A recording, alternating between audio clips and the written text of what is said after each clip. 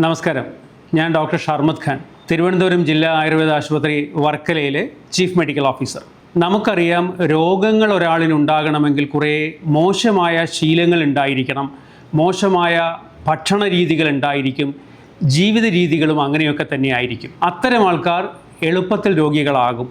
എന്നാൽ നേരെ തിരിച്ച് നല്ല ശീലങ്ങളുണ്ടെങ്കിൽ, നല്ല ഒരു ദിനചര്യ ഉണ്ടെങ്കിൽ ആരോഗ്യത്തോടെയും ഇരിക്കാം. അപ്പോൾ ചുരുക്കി പറഞ്ഞാൽ, ആരോഗ്യത്തോടെ ഇരിക്കണമെങ്കിൽ നല്ലൊരു ദിനചര്യ ഉണ്ടായിരിക്കണം, കാലാവസ്ഥയ്ക്കനുസരിച്ച് നല്ല ശീലങ്ങൾ ഉണ്ടായിരിക്കണം. അതിൽ ഏറ്റവും പ്രധാനം ദിനചര്യ തന്നെയാണ്. കാരണം ഒരാളിൻ്റെ വ്യക്തി ജീവിതത്തിൽ ഏറ്റവും സ്വാധീനിക്കുന്ന ഘടകം അവർ രാവിലെ എഴുന്നേൽക്കുന്നത് മുതൽ രാത്രി ചെയ്യുന്നത് വരെയുള്ള ആരോഗ്യശീലങ്ങളാണ്.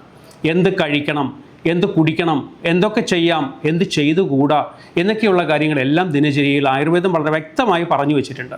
രാവിലെ എഴുന്നേൽക്കുമ്പോൾ തന്നെ ഏത് സമയത്ത് എഴുന്നേൽക്കണം എന്നുള്ളതുൾപ്പെടെ ആയുർവേദത്തിൽ കൃത്യമായ നിർദ്ദേശങ്ങളുണ്ട്. നേരത്തെ കിടക്കുന്ന ഒരാളിന് മാത്രമേ രാവിലെ എഴുന്നേൽക്കുവാൻ സാധിക്കുകയുള്ളൂ.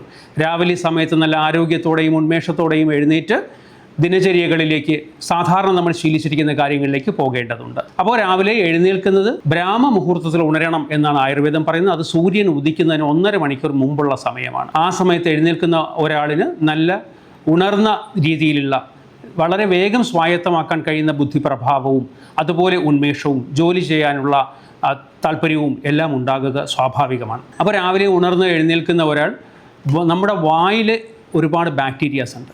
ആ ബാക്ടീരിയാസിൽ നല്ലതും ചീത്തയുമുണ്ട്. ആ നല്ല ബാക്ടീരിയാസ് തന്നെ ഏകദേശം 700-ലേറെയുണ്ട്. അതുപോലെ മോശം ബാക്ടീരിയാസുമുണ്ട്. അപ്പോൾ ഇവയൊക്കെ തന്നെ വായിൽ ആവശ്യമില്ലാത്തത് നമുക്ക് കളയുന്നതിന് വേണ്ടിയിട്ട് വായ ഒന്ന് കഴുകുക എന്നുള്ളതാണ് ആദ്യം ചെയ്യേണ്ടത്. വായ കഴുകിയതിന് ശേഷം പിന്നെ പല്ല് തേക്കൽ പോലെയുള്ള കാര്യങ്ങളിലേക്കും അതുപോലെ ടോയ്ലറ്റിൽ പോകുന്നതൊക്കെ കൃത്യമാക്കി ചെയ്യുക. ഒരു ദിവസം ഒരാൾ 1-2 പ്രാവശ്യം ടോയ്ലറ്റിൽ പോകുന്നത് ആരോഗ്യപരമായിട്ടുള്ള കാര്യമാണ്. ആഴ്ചയിൽ ഒരു 3 ദിവസം എങ്കിലും പോകണമെന്നാണ്. അതുപോലെ ഒരു ദിവസം 3-ൽ കൂടുതൽ പ്രാവശ്യം പോകുന്നുണ്ടെങ്കിൽ അത് അനാരോഗ്യകരമാണ്. അപ്പോൾ അത്തരം കാര്യങ്ങൾ ശ്രദ്ധിക്കുക. അതോടൊപ്പം തന്നെ പല്ല് തേക്കാൻ വേണ്ടി ഒരു സോഫ്റ്റ് ബ്രഷ്, മൃദുവായ ബ്രിസിൽസ് ഉള്ള ബ്രഷാണ് ഉപയോഗിക്കേണ്ടത്. അത് 3 മാസത്തിൽ ഒരിക്കൽ മാറ്റുന്നതോ അതിൻ്റെ ബ്രിസിൽസ് വളഞ്ഞാൽ അപ്പോൾ തന്നെ മാറ്റുന്നതോ ആയ രീതിയിലുള്ള ബ്രഷായിരിക്കണം. ആ ബ്രിസിൽസിൻ്റെ 1/3 ഭാഗം മാത്രമേ നമുക്ക് പേസ്റ്റ് ആവശ്യമുള്ളൂ. അതൊരു ഹെർബൽ പേസ്റ്റാണ് ഏറ്റവും നല്ലത്. നല്ല നിറമുള്ള, നല്ല മണമുള്ള, അല്ലെങ്കിൽ ആൻറ്റി സെൻസിറ്റീവ് ആയിട്ടുള്ള പേസ്റ്റുകളൊന്നും തന്നെ ആവശ്യമില്ല. സാധാരണ ഹെർബൽ പേസ്റ്റ്, പച്ച നിറത്തിലോ അല്ലെങ്കിൽ വെള്ള നിറത്തിലോ ആയിട്ടുള്ള ഒരു പേസ്റ്റേ ആവശ്യമായിട്ടുള്ളൂ. 1/3 ഭാഗം ബ്രിസിൽസിൻ്റെ ഭാഗത്ത് വെച്ചിട്ട് അതൊന്ന് വേണമെങ്കിൽ നീട്ടി വലിച്ച് നല്ലതുപോലെ പല്ല് തേക്കണം. ഇതിൽ തന്നെ ഈ പേസ്റ്റ് ഉപയോഗിച്ച് പല്ല് തേക്കുന്നതിന് മുമ്പ് പൽപ്പൊടി ഉപയോഗിച്ച് പല്ല് തേക്കാമെങ്കിൽ അത് നല്ലതായിരിക്കും.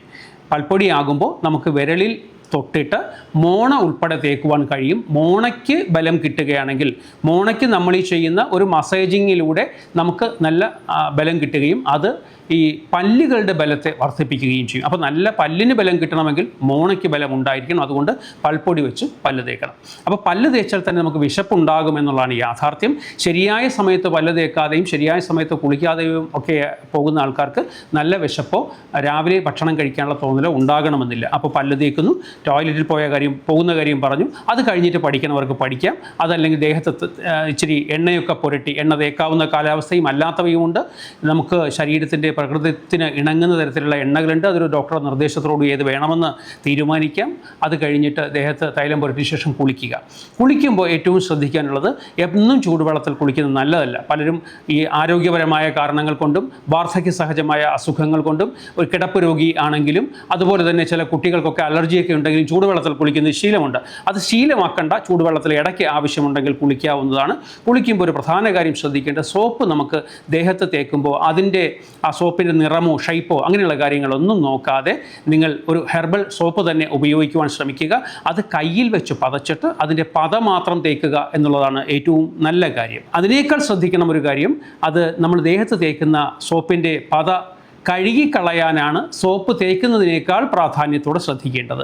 കാരണം ആ സോപ്പിൻ്റെ പത അവിടെ ഇരുന്നാലാണ് നമുക്ക് ഏറ്റവും കൂടുതൽ ഡ്രൈ സ്കിന്നുമായി ബന്ധപ്പെട്ട മറ്റ് അസുഖങ്ങളുമൊക്കെ ഉണ്ടാകുവാൻ സാധ്യതയുള്ളത്. കുളി കഴിഞ്ഞാൽ മാത്രമേ ഭക്ഷണം കഴിക്കാവൂ. രാവിലത്തെ ഭക്ഷണം വളരെ പ്രധാനപ്പെട്ടത് ഒന്നാണ്. അത് നല്ല വിശപ്പോടുകൂടി തന്നെ കഴിക്കുന്നതാണ് നല്ലത്. എന്നിട്ട് ഈ കുളിക്കുന്നതിന് മുമ്പ് ഭക്ഷണം കഴിക്കുന്ന രീതി എന്തുണ്ടെങ്കിലും, ഒരു ചായ പോലും കുടിക്കുന്ന രീതി ഉണ്ടെങ്കിലും അതൊക്കെ ഒഴിവാക്കണം. രാവിലെ വെറും വയറ്റിൽ ചായ കുടിക്കുന്ന ശീലമോ അല്ലെങ്കിൽ നല്ല ചൂടോടുകൂടി എന്തെങ്കിലും കഴിക്കുന്ന ശീലമോ ഒക്കെ നല്ലതല്ല. പലരും പോലും അസിഡിറ്റി കൂടുതലായി കാണുന്നത് ഇത്തരം ചില ഭക്ഷണശീലങ്ങൾ കൊണ്ടാണ് എന്ന് പറയേണ്ടി വരും. നേരം വെളുക്കുമ്പോൾ തന്നെ അല്ലെങ്കിൽ വെറും വയറ്റിൽ നല്ല ചൂടോടെ അല്ലെങ്കിൽ നല്ല എരിവോടെ പാലുൽപ്പന്നങ്ങളും ചേർന്നുള്ള സാധനങ്ങൾ കഴിക്കുന്നത് ഒരിക്കലും ആരോഗ്യത്തെ ഉണ്ടാക്കുന്ന ഒന്നല്ല. അപ്പോൾ പിന്നെ കുളിച്ചതിന് ശേഷമാണ് രാവിലെ ബ്രേക്ക്ഫാസ്റ്റ് കഴിക്കേണ്ടത്. ബ്രേക്ക്ഫാസ്റ്റിൽ ഏറ്റവും എളുപ്പം ദഹിക്കുന്ന അതുപോലെ തന്നെ ആവിയിലൊക്കെ ഉണ്ടാക്കുന്ന ആഹാരങ്ങളായിരിക്കും കൂടുതൽ നല്ലത്. ഉഴുന്ന് കൊണ്ടുള്ള ആഹാരങ്ങൾ അത്ര നല്ലതല്ല. ആ സമയത്തല്ല കിഴങ്ങ് വർഗ്ഗങ്ങളും മറ്റുമൊക്കെ കൂടുതലായിട്ട് നമ്മൾ ഉപയോഗിക്കേണ്ടത്. വളരെ മിനിമം ഭക്ഷണം, ഏറ്റവും എളുപ്പം ദഹിക്കുന്നത്, എണ്ണയിലൊന്നും അധികം വറുക്കാത്തത്, അത്തരത്തിലുള്ള ഇപ്പോൾ ആവിയിലുണ്ടാക്കുന്ന പറയുമ്പം പുട്ടോ അല്ലെങ്കിൽ ഇടിയപ്പമോ അങ്ങനെയുള്ളതൊക്കെ ആകാം. ഉഴുന്ന് ചേർക്കാത്തതെന്ന് പറയുമ്പോൾ ഉഴുന്ന് കുറച്ചുകൊണ്ടെങ്കിലും ഇഡലിയോ ദോശയോ ഒക്കെ ആകാവുന്നതാണ്. അത്തരം ആഹാരങ്ങൾ രാവിലെ കഴിക്കുക. അതിനുശേഷം അധ്വാനത്തിനോ അല്ലെങ്കിൽ പഠിക്കാനോ ഉള്ളവർ ആ രീതിയിലേക്ക് പോവുക. നമ്മുടെ പൊതുവായൊരു സ്വഭാവത്തിൽ ഉച്ചയ്ക്കുള്ള ഭക്ഷണത്തിന് വലിയ പ്രാധാന്യം കൊടുത്തിരുന്നു. എന്നാൽ ഇന്ന് കാലം മാറി, അതോടൊപ്പം ജീവിത രീതികളൊക്കെ മാറി, അധ്വാനത്തിൻ്റെ സ്വഭാവം മാറി. അതുകൊണ്ട് തന്നെ ഏറ്റവും കൂടുതൽ ആൾക്കാർ ഇപ്പോൾ ഭക്ഷണം കഴിക്കുന്നത് രാത്രിയിലാണ്. ഏറ്റവും ഹെവി ആയിട്ടുള്ള ഫുഡ് രാത്രിയിൽ കഴിച്ചുകൊണ്ട് ഉടനെ തന്നെ കിടന്നുറങ്ങുന്ന ശീലം ഇന്ന് കേരളത്തിൽ അധികരിച്ചു വരുന്നുണ്ട്. അതുകൊണ്ട് തന്നെ രോഗങ്ങളും വർദ്ധിച്ചു വരികയാണ്.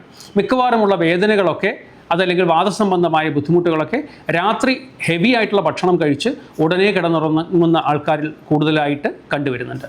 അപ്പോൾ ശ്രദ്ധിക്കേണ്ടുന്നത് രാത്രിയിൽ കൃത്യമായി ഉറങ്ങുന്നതിന് സമയം ഫിക്സ് ചെയ്യുക. ഇപ്പോൾ രാത്രി 10 മണിക്ക് ഉറങ്ങുന്നു എന്നുണ്ടെങ്കിൽ അതിൻ്റെ ഒരു 1.5 മണിക്കൂർ മുമ്പാണ് രാത്രിയിൽ ഭക്ഷണം കഴിക്കേണ്ടത്. രാത്രിയിലെ ഭക്ഷണവും മിതമായത് തന്നെ കഴിക്കണം. ഈ ഏറ്റവും കൂടുതൽ ശ്രദ്ധിക്കേണ്ടുന്നത് രാത്രിയിലും ഞാൻ രാവിലെ പറഞ്ഞതുപോലെയുള്ള ഭക്ഷണങ്ങളാണ് ഉൾപ്പെടുത്തേണ്ടത്. ഇതിൽ തന്നെ കാർബോഹൈഡ്രേറ്റ് കൊണ്ടുള്ള അല്ലെങ്കിൽ അരി, ഗോതമ്പ് തുടങ്ങിയ ഭക്ഷണങ്ങൾക്ക് വലിയ പ്രാധാന്യം കേരളത്തിൽ ഉള്ള ആൾക്കാർ കൊടുക്കുന്നത് എന്നുള്ളത് തന്നെ പ്രമേഹം പോലെയുള്ള രോഗങ്ങളെ കൂടുതലായി ഉണ്ടാക്കുവാൻ കാരണമാണ്. ഈ അരി മാറ്റി ഗോതമ്പാക്കുക, അല്ലെങ്കിൽ അരി കൊണ്ടുള്ള ദോശ മാറ്റി അരി അരയ്ക്കുന്നത് മാറ്റിയിട്ട് അരി പൊടിച്ചതാക്കുക അല്ലെങ്കിൽ ചോറാക്കുക, ഇങ്ങനെയുള്ള രീതികളാണ് കൂടുതലും കാണുന്നത്. കാർബോഹൈഡ്രേറ്റിൻ്റെ അളവ് പരമാവധി കുറച്ചുകൊണ്ട് വെജിറ്റബിൾസിനും മറ്റുള്ള ഭക്ഷണത്തിനുമൊക്കെ നല്ല പ്രാധാന്യം കൊടുക്കേണ്ടതാണ്. അപ്പോൾ രാത്രിയിലെ ആഹാരം വളരെ കുറച്ച് മാത്രം കഴിച്ചുകൊണ്ട് 1.5 മണിക്കൂറിന് ശേഷം കിടക്കുക. കിടക്കുന്ന സമയത്ത് കോൺസ്റ്റിപ്പേഷനോ അതുപോലുള്ള ബുദ്ധിമുട്ടുകളോ ഇല്ല എങ്കിൽ ഒരു 1/4 ഗ്ലാസ്സെങ്കിലും ചുക്കുവെള്ളം കുടിക്കുന്നത് ദഹനത്തെ വളരെ നല്ല പ്രൊമോട്ട് ചെയ്യുന്നതും വാദസംബന്ധമായ ബുദ്ധിമുട്ടുകളെയും വേദനയും ഒക്കെ കുറയ്ക്കുന്നതുമാണ്. അതോടൊപ്പം തന്നെ ഇനി അതിന് പറ്റില്ല എന്നുണ്ടെങ്കിൽ ചൂടുവെള്ളമെങ്കിലും ശകലം കുടിച്ചിട്ട് കിടക്കുന്നതായിരിക്കും നല്ലത്. ഇതിനിടയിൽ നമ്മൾ കഴിക്കുന്ന ഭക്ഷണത്തിനൊക്കെ വലിയ പ്രാധാന്യമുണ്ട്. എത്ര നേരം ഭക്ഷണം കഴിക്കുന്നു എന്നുള്ളതിനെ ആശ്രയിച്ച് നമ്മുടെ ആരോഗ്യാവസ്ഥ വ്യത്യാസപ്പെടും. ഈ ഇടയ്ക്കിടയ്ക്ക് ഭക്ഷണം കഴിക്കേണ്ടുന്ന അസുഖമുള്ള ആൾക്കാരുണ്ടായിരിക്കാം. അത്തരം ആൾക്കാരെയൊക്കെ മാറ്റി നിർത്തിക്കൊണ്ട് ആരോഗ്യത്തോടെ ഇരിക്കണമെങ്കിൽ പരമാവധി ഈ ഭക്ഷണം കഴിക്കുന്ന ടൈം അത് കൃത്യമായി കഴിക്കുകയും അതൊരു കൃത്യമായ സമയത്ത് കഴിക്കുകയും അത് ഈ പറഞ്ഞ ഫിക്സ് ചെയ്ത് കഴിക്കുകയും പലപ്പോഴും പല കുട്ടികളും ചെയ്യുന്നു വെച്ച് കഴിഞ്ഞാൽ എന്ത് ഭക്ഷണം കഴിക്കണം എന്ന് ചിന്തിക്കുമ്പോൾ തന്നെ നല്ല നിറമുള്ള, നല്ല രുചിയുള്ള, നല്ല മണമുള്ള, നല്ല ആകൃതിയുള്ള ഭക്ഷണമാണ് പ്രാധാന്യം കൊടുക്കുക. അപ്പോൾ അത്തരത്തിലുള്ള റെഡി ടു ഈറ്റ് സാധനങ്ങളൊക്കെ പരമാവധി ഒഴിവാക്കിയാൽ തന്നെ ആരോഗ്യത്തോടെ ഇരിക്കുവാൻ പറ്റും. നമുക്ക് വളരെ പ്രാദേശികമായി ലഭിക്കുന്ന, കാലികമായി ലഭിക്കുന്ന, മറ്റേതെങ്കിലും രാജ്യത്ത് വിളഞ്ഞത് നല്ലതാണെന്ന് പറയുമ്പോൾ അത് ഇവിടെ കൊണ്ടുവന്ന് വാങ്ങി ഉപയോഗിക്കുന്ന രീതികളൊക്കെ മാറ്റിക്കൊണ്ട് നമുക്ക് ഏറ്റവും ആരോഗ്യത്തെ പ്രദാനം ചെയ്യുന്നതാണെന്ന് കണ്ടുകൊണ്ടുള്ള ഭക്ഷണ രീതികൾ മാത്രമാണ് നമുക്ക് പ്രയോജനം ചെയ്യുക. ഭക്ഷണം ഒരു മനുഷ്യൻ്റെ ആരോഗ്യത്തെ ഉണ്ടാക്കുന്നതും അതുപോലെ തന്നെ നശിപ്പിക്കുന്നതുമാണ്. അതുകൊണ്ട് ഭക്ഷണത്തെയും മറ്റു ശീലങ്ങളെയും വ്യായാമങ്ങളെയും ഒക്കെ ആശ്രയിച്ചാണ് ഒരാളിൻ്റെ ആരോഗ്യാവസ്ഥ നിലനിൽക്കുന്നത്. അതുകൊണ്ട് ഒരു ദിനത്തിൽ, ഒരു പകലിൽ, അതുപോലെ രാത്രിയിലുമൊക്കെ നമ്മൾ എന്താണോ ശീലിക്കുന്നത് അതിനനുസരിച്ച് ആരോഗ്യം മാറുമെന്നുള്ളത് മനസ്സിലാക്കി ആരോഗ്യത്തോടെ ഇരിക്കുവാനാണ് രോഗി ആകുന്നതിനേക്കാൾ ഏറ്റവും പ്രാധാന്യം. അതുകൊണ്ട് തന്നെ ആരോഗ്യത്തോടെ ഇരിക്കുവാൻ നല്ല ശീലങ്ങൾ ഉണ്ടാകട്ടെ. നമസ്കാരം.